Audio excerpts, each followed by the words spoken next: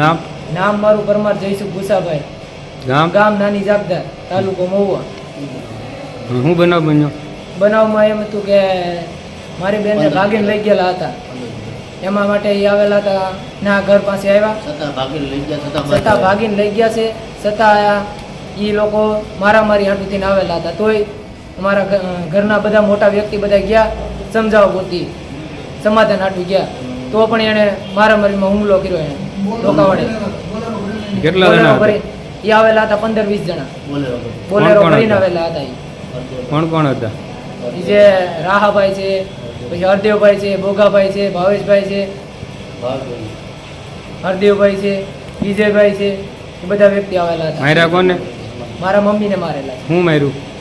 લાકડીનો ઘા કરેલો છે. ક્યાં માર્યું? માથા ઉપર.